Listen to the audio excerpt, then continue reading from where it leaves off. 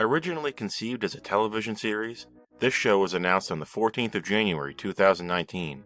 That was about 6 years and 10 days ago from the time of writing this. So, 2,202 days later, we got this movie.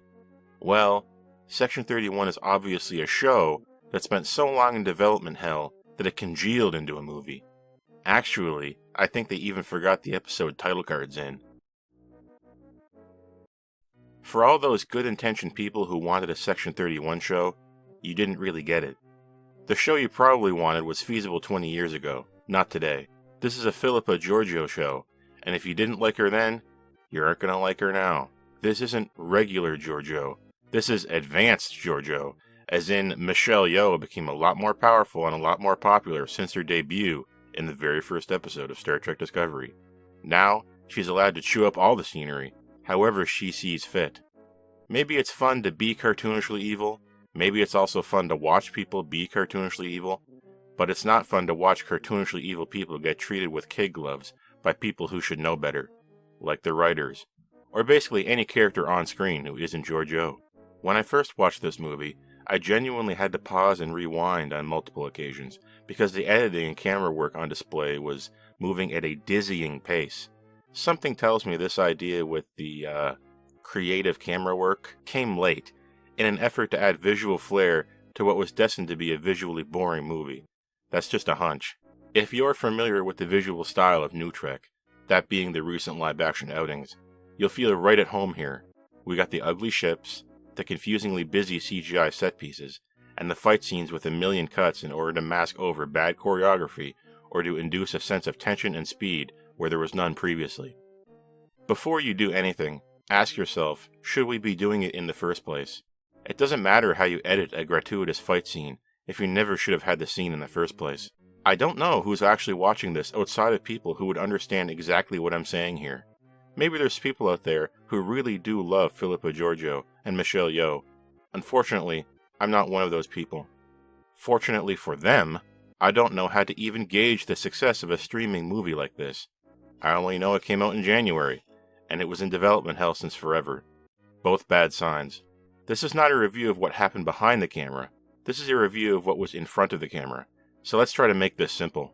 Speaking of simple, this movie is actually drop-dead simple, but it presents itself as complex. I realized this very clearly after taking an assessment of what I had just watched. Always ask yourself, what actually happened? In a flashback sequence, we see the birth of Emperor Georgiou, played by a younger actress, that doesn't really pass as Georgiou in my eyes, but that's honestly pretty excusable.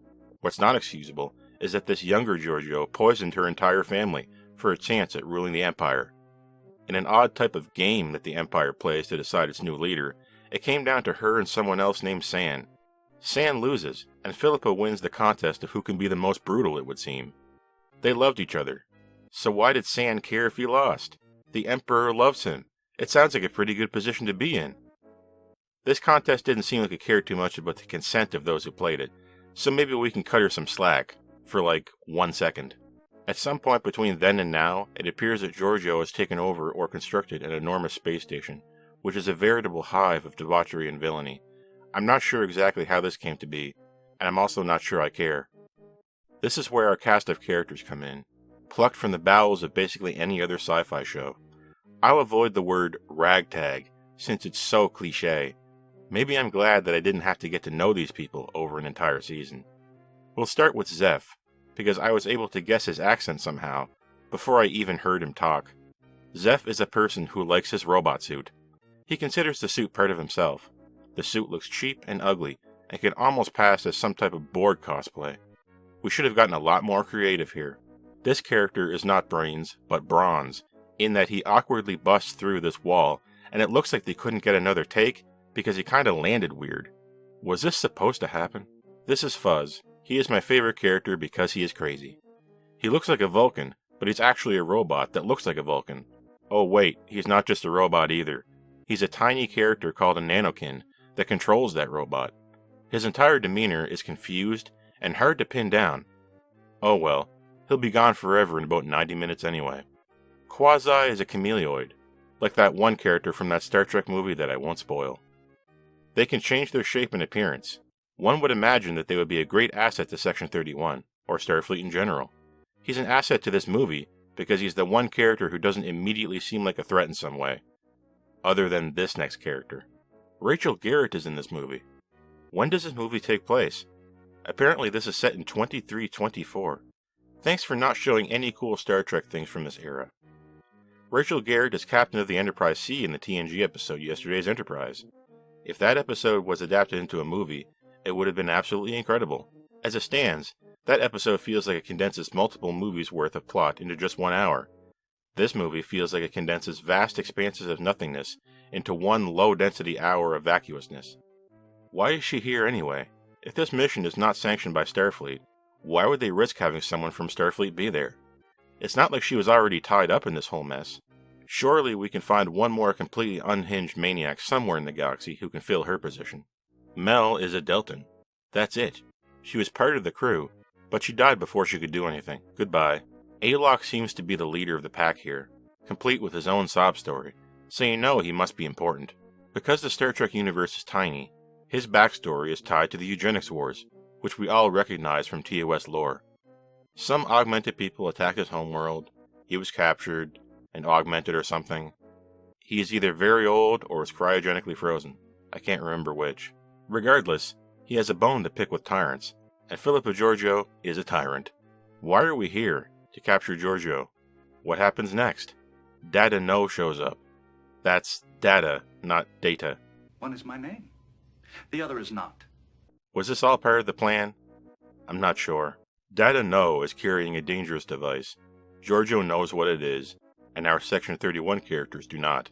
We have the Section 31 way of doing things, and the Georgiou way of doing things.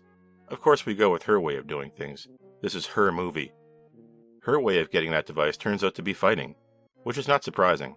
A fight like this would be right on cue after all. We make the fight a little bit more interesting with phase pods. This device is now in phase with Georgiou. Data is not. Evidently, the floor is still in phase with her, as she doesn't fall directly through it. Must be the artificial gravity at play. Oops, someone else is here, and they're in phase with the box and Georgiou. After Georgiou's leg gets stuck in the wall for some reason, our mysterious assailant gets away with the box. Now begins the story proper. This device is a bomb, or something. It's bad. It's bad in the New Trek way, meaning that it can destroy the whole universe. It came from the Mirror Universe, because Georgiou was the one who had it built. So obviously Data must be from the Mirror Universe. What? You think I'm wrong? No, I'm not. Since Data had the device, and the device is from the Mirror Universe, that must mean that Data is also from the Mirror Universe. The logic follows, does it not? It follows for them. Data reveals that periodically, two nebulas converge and cause a momentary means of transport between both of these universes. So now we have the dangerous item that we all need to get, and we have a time limit in which to do it. Sprinkle in some fight scenes, and what we have is a paint-by-numbers action movie. Try it yourself at home. Georgiou explains to our characters that this is called the God's End. Since one of our characters mistakenly hears God's End, we need to endure this aside multiple times, since it's just so funny. The historians of the future will probably be able to determine when a particular piece of media came out, based on the degree to which it runs a joke into the ground. If we're all just so silly, and take nothing seriously, people will mistake our lack of sincerity for genuine intelligence. We're stranded here after our ship is destroyed by a mole. This mole is not Mel, because Mel is dead, and someone who is dead now surely could not have set up something to happen after they die. That would be totally impossible in a futuristic sci-fi universe. That's how they know it's not Mel. I thought Mel did it at first. After trying to get the antenna working, only to have that be sabotaged as well, we learn that Fuzz can set his Vulcan robot body to work on autopilot, so he can be in two places at once, namely following along with our characters, and also taking control of Zeph's suit, and forcing him to do the sabotaging. Clever bug. I think this was the one moment where I was kind of engaged with this movie. Of course, we first try to blame this one on Starfleet. I mean, Rachel Garrett. They're not making fun of her. They're making fun of you. It wasn't Rachel's fault, of course, but you know they just wanted to hurt her, and I wanted to hurt them. Whoops, I meant to say I wanted to put Georgiou in a Federation penal colony for the rest of her life. Fuzz escapes onto some kind of extremely fast-moving platform. A fight ensues, and you can kind of see the CGI break down a bit here. The platform stops in midair, and Fuzz, beams away after revealing that San is alive and is the villain of this movie. San has spent years building up a tolerance to that poison, you see. I spent the last few years building up an immunity to iocane powder.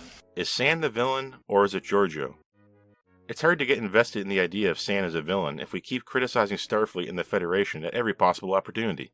If I didn't know better, I might want these characters to fail, but I do know better. But how many people actually watching this saw everything up to this point? I don't know.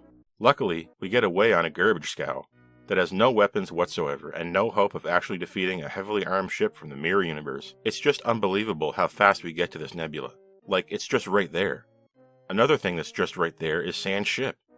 San didn't seem to have any plan in place or somewhere to follow him, or park their vastly inferior ship within visual distance of his ship. If this were an entire season, finding San's ship would have taken like 4 episodes somehow. Because Rachel Garrett secretly likes chaos, she gets to wander around in garbage. The luckiest thing to ever happen happens, and a talking toy calls out to Garrett from the unorganized pile of garbage. No, not this movie. The toy has an explosive battery, which will act as their ship's only weapon. Fuzz is seemingly defeated in that ensuing explosion, and then the bomb goes off, while Alok holds hands with this person he just met 2 seconds ago. Somehow, they are able to transport back to the garbage scow at the last possible moment, ending this movie and not their lives. That's literally the movie. We all gather back at Georgiou Station for the final scene of this movie, like one big happy family. Except that we're not one big happy family. These people barely know each other, and I barely know them. And the one I do know, Giorgio, I no longer care to know anymore. We're given another mission from Control, as if we're going on one more adventure after this, which is highly doubtful, given how hard it was for this movie to get past the finish line. Wait, there's something weird here. The bad guy in Season 2 of Star Trek Discovery was called Control, and now we're taking orders from something called, specifically, Control. Isn't that weird? Why didn't they call it Command or something? It's just strange to call it Control. We were 2, but 1, and now 3 out of 10. A few interesting set pieces can't drag this movie out of the gutter. And yes, I saw that one guy from Chiron. I guess that bit of business back in TOS was not his last battlefield. Or, this is in a completely different timeline. Funny thing that. I just don't get the hype around the character of Giorgio. If you got the hype and you liked her and Michelle Yeoh's performance, maybe there's something here for you. Otherwise, be prepared for a sad and ultimately pointless outing, totally lacking in adventure, and without much to really say. I may have been able to get behind the themes around Giorgio's redemption. Were she not so obviously evil and dangerous? I'm not the only one who thought that either.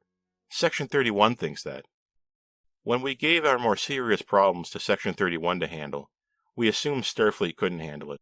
I think that's wrong, and by extension, this movie is wrong.